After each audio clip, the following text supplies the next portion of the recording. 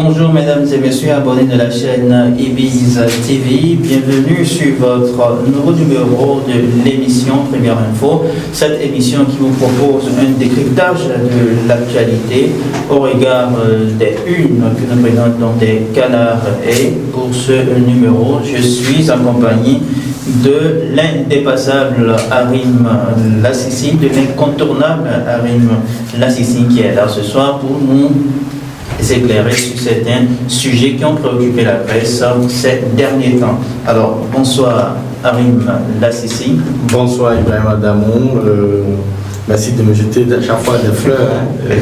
C'est vrai, je suis pas jardinier, je ne suis pas fleuriste, mais j'aime bien les fleurs, surtout les roses.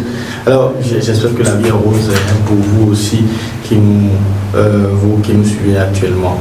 Merci. Alors, merci beaucoup Harim Lassissi, merci d'être toujours au rendez-vous. Alors, comme je le disais tantôt, nous allons nous intéresser aux sujets qui ont intéressé la presse béninoise ces derniers temps. Et parmi donc ces sujets, nous avons tout d'abord en premier lieu la fête nationale du 1er août, les célébrations donc de la fête nationale du 1er août. Ensuite, nous avons la réforme qui a été apportée à la célébration de la fête des religions endogènes qui se faisait le 10 janvier.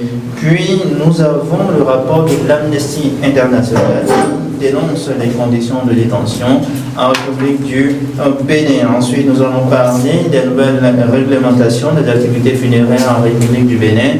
Et puis, nous partirons sur la scène internationale avec les remous socio-économiques que nous observons en ce moment même à côté au Nigeria. Alors, sans plus tarder, nous allons déballer notre tout premier sujet qui est relatif aux célébrations donc, de la fête du 1er août. Et on s'intéresse au quotidien avec Fraternité Info qui apprécie quand même la célébration du 1er août et titre simple, beau et discipliné. La population entre engouement et enchantement.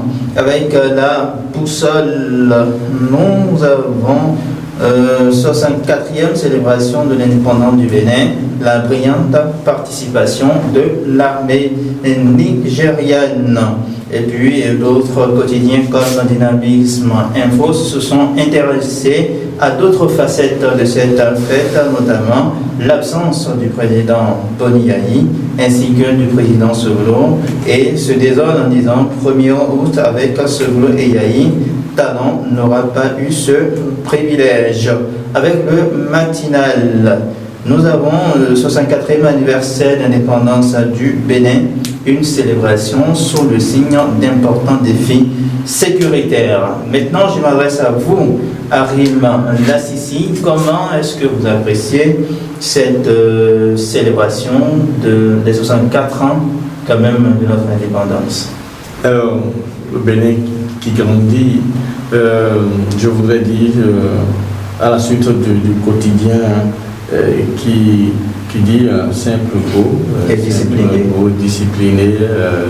Discipliné à partir déjà du premier béninois, c'est le président Patrick Talon qui fait dans la sobriété totale et qui fait également dans l'efficacité,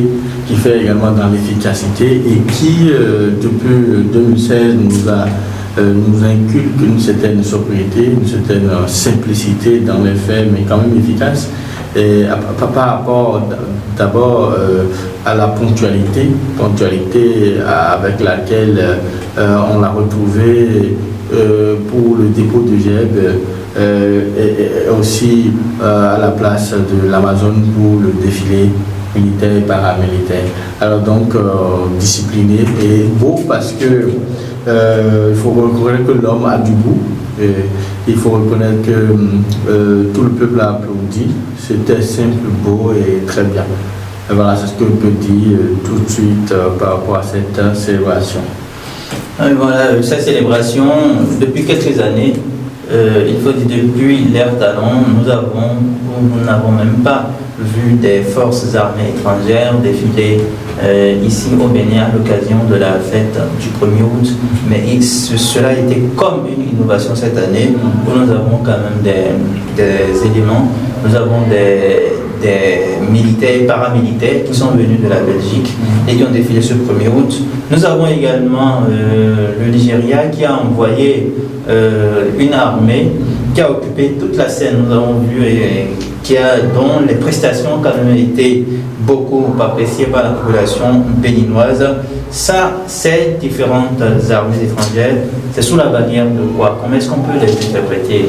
Non, tout simplement pour dire que quand il s'agit du développement d'un pays, il faut dire que nous sommes actuellement en de bons thèmes avec plusieurs nations.